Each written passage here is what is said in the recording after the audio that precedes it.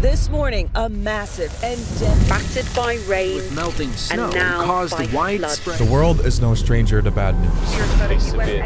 There's a region troubled by war, terrorism, weak and failed Everything we states. see on social media and the news and all around the world, all of the bad news floats to the top. This massive concert hall attack in Moscow. Tonight, call it the Hollywood effect. The headlines. In March, 187 and flood deadliest. events and 291 flood alerts remain in place across. Where does it end? A market crash and a recession is around the corner, and I think it's going to be worse than what a lot of people Russia has think expressed is going to be. outrage over the And The Israel-Hamas war stoking protests across the U.S. If you're like me, you felt the pressures of all of this negativity, comparison, feeling the urge to keep up with the Joneses, all while everything I saw on social media was perfection. Perfect families, perfect jobs, perfect people.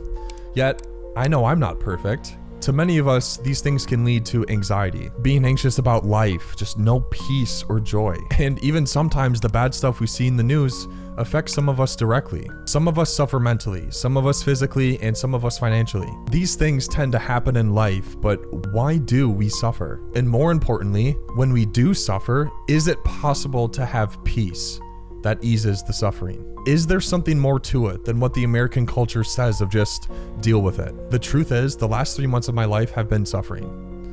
A lot of suffering. But I have found something that eases it. Something that has made it bearable. Something that has given me peace and somehow joy in the midst of the suffering. And it is something that I wanted to share with you and encourage you with in this video. So then, how do we find peace in the midst of the suffering? 2024 was a great year for me. I got married, got a job that I liked, grew massively on social media, started a business, met people who I have looked up to, started writing a book, was in the best shape of my life. The year was going almost too good, and I was on top of the mountain. I genuinely thought, okay, this year's going too good, almost a little too good. Something bad was gonna happen. It was just a matter of time. After all, that's how life tends to work, right? And unfortunately, as I suspected, life does not let you stay on the mountaintop forever. In October of 2024, only really a few months ago, there was this event that happened that transpired that set off a chain of events that ultimately brought me through a lot of suffering. I mentioned that suffering is usually mentally, physically, or financially, and I got to experience all three of those in a rather short amount of time. But what I've learned through all of this is that even in the midst of the suffering, it is possible to find peace. A real peace that lasts. If you are feeling overwhelmed and anxious about life right now, there is hope, and it's closer than you think.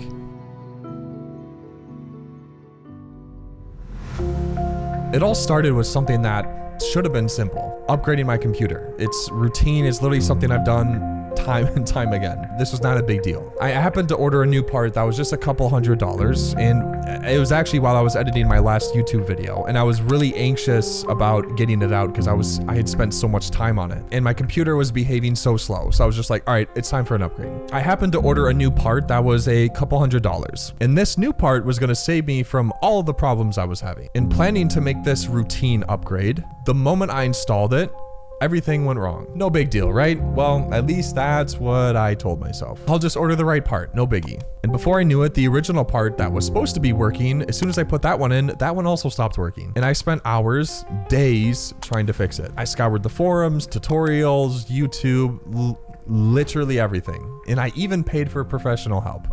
Nothing worked. And there's a certain kind of frustration that comes from having PC problems. If you've built computers before, you know exactly what I'm talking about. And eventually, after a week of this, a week of troubleshooting, a week of waiting for parts to be delivered, I had practically built an entire new PC because I had to. For work, for content, and all of these things, I needed a working computer, and every new part that I put in there, another part stopped working. I spent a little over $1,000 to get all the necessary parts, and I'm like, okay, it's a write-off.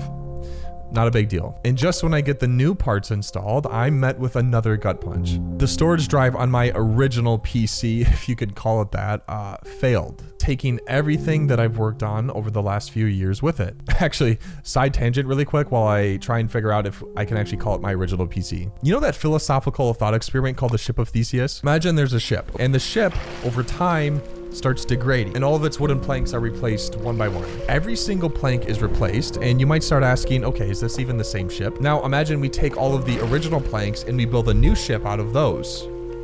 Would that be the real ship of Theseus? That's pretty much what my PC was at the end of the day, but I digress. All my files, all my business data, all my projects, gone. I quite literally was watching thousands of dollars disappear in the blink of an eye because there were files on that drive that contained a lot of money. And you might be asking now, well, Nils, did you just back it up to the cloud? No, I didn't. It was one of those, oh, well, it's so rare that it's gonna happen, so it's not gonna happen to me, right? And couldn't I just take it to get replaced somewhere?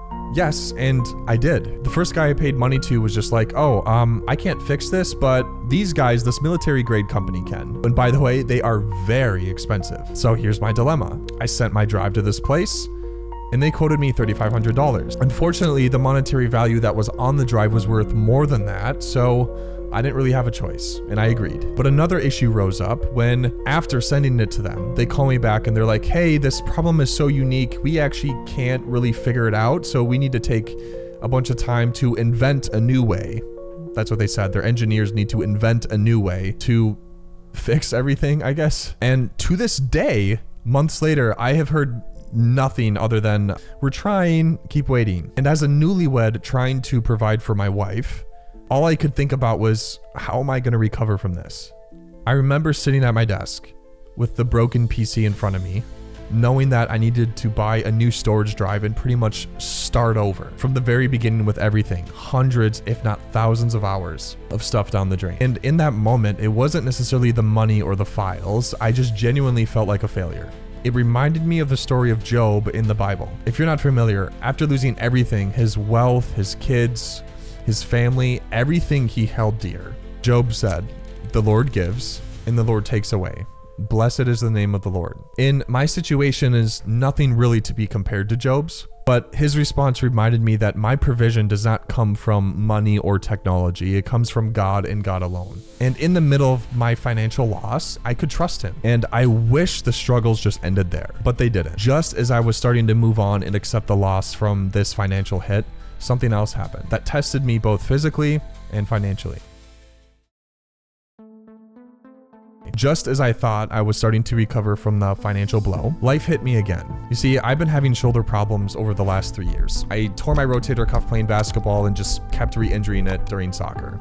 I knew surgery needed to come. It was more of a matter of when and not if. And after consulting with doctors and ultimately myself, I knew it was time to get surgery. And I knew it was going to be expensive, but I wasn't quite ready for exactly how expensive it was going to be. Through my work, I had pretty meh insurance. I mean, it wasn't great. The deductible was $5,000 and I was required to pay $4,200 of that upfront to the surgery center. Mind you, this was very shortly after this whole PC debacle thing. And being a newlywed out of college, this one stung and it's starting to get pretty intense in our bank account. But I decided to take a week off of work, as you do when you get shoulder surgery. And fortunately, I had a remote job. I was working for this media company. So it wasn't that bad to get back into work about a week later.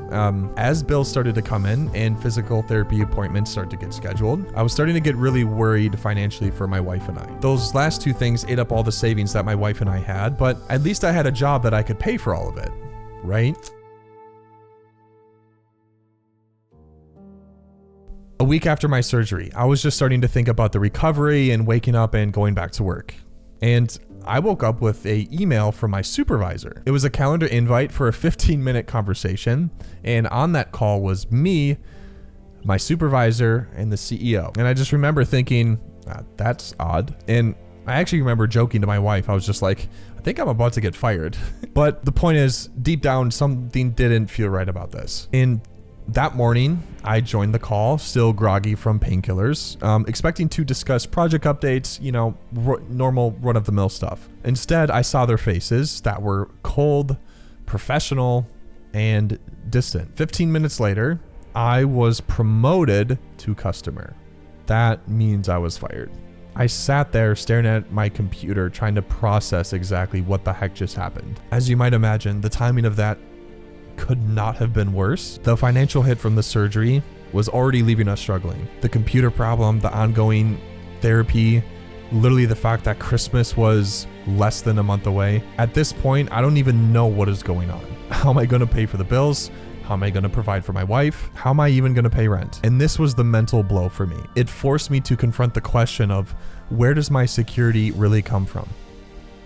Being ambitious and an entrepreneur like I am, I put my trust in my career, my business, my ability to provide my own plans for the future. And remember, mind you, 2024 up until this point was phenomenal. I had nothing to complain about at all. But after all of that was stripped away, I realized that those things were never my foundation to begin with. And guess what?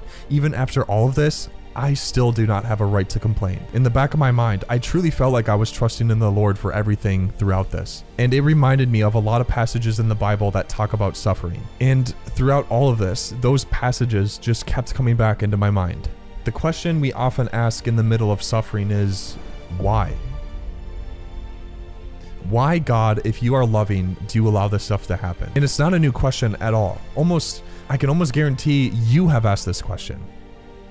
I think we all have asked this question in some way or another, but I'm here to tell you throughout all of this, although it seems dramatic on the outside, on the inside, deep down, I had peace. Through the frustration, through the letdowns, and through the suffering, I had peace. A deep, deep peace. As if God was right there next to me saying, Nils, it's going to be okay. I'm going to take care of you. Everything is going to be okay. And I look back at my life where things were cut close from time to time. God always showed up. Every time. He has always provided. Paul writes in Romans 8, he says, "For I consider that the suffering of the present time is not worth to be compared to the glory to be revealed to us in Christ Jesus." Suffering, as hard as it is not meaningless. There is a bigger picture of the story going on behind the scenes. The story where God is working all things out for good for those who love him, which says that just 10 verses later in Romans 8:28. James 1 gives us another picture. "Consider it pure joy, my brothers and sisters, when you face various trials, because you know that the testing of your faith produces patience. And let patience have its perfect work in you, that you may be complete and lacking nothing." Suffering is not pointless. It's refining us, drawing us closer to the Lord, and shaping us into the people that he has called us to be. In the suffering, God showed me that it is not me who dictates my life. It's him. I started to be proud. And in the suffering, God drew me to himself. What else could I ask for? But even knowing that suffering has a purpose, that does not make enduring it easy. So how do we have peace in the middle of it? How did I have peace in the middle of it? The answer is simple. It's Jesus. Isaiah 9 calls him the Prince of Peace. John recounts Jesus telling his disciples, "Peace I leave with you, my peace I give to you." This is a peace that you cannot muster up on your own strength. It is a gift from the Holy Spirit, who lives inside of you if you have received Jesus into your life. Galatians 5 says peace is one of the fruits of the Spirit. And this isn't a peace that just denies reality and says that everything is fine when it isn't. But it's a peace that steadies us in the storms of life, reminding us that God is in control even when everything in our life is out of control. And here's the beautiful thing. His peace does not just help us endure the suffering. It brings joy in the midst of it. Philippians 4, "Rejoice in the Lord always. I will say again, rejoice. Let your gentleness be evident to all. The Lord is near.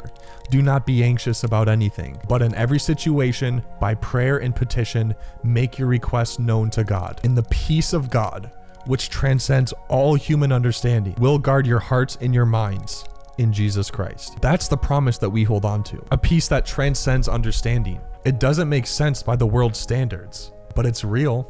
And it's rooted in the unshakable truth of who God is and what he did for us through his son Jesus. When Christmas came around after all of this started to transpire, I just couldn't get my mind off of Isaiah 53. Jesus, the suffering servant, endured the ultimate suffering, lived the life we could not live, died the death we should have died, bearing the weight of our sin on the cross so we could have peace with the living God. When we look to the cross, we see a Savior who understands our pain, he understands our suffering, and he promises to bring us through it, not because we are strong, but because he is. So if you're in the middle of a storm right now, a financial one, a physical one, or a mental one, know this: you are not alone.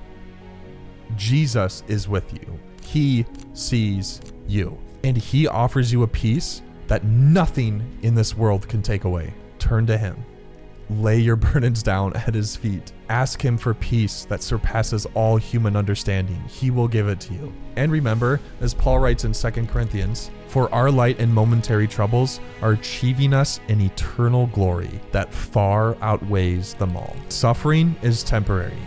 but the peace and joy we find in Jesus, that's eternal. Thank you for watching.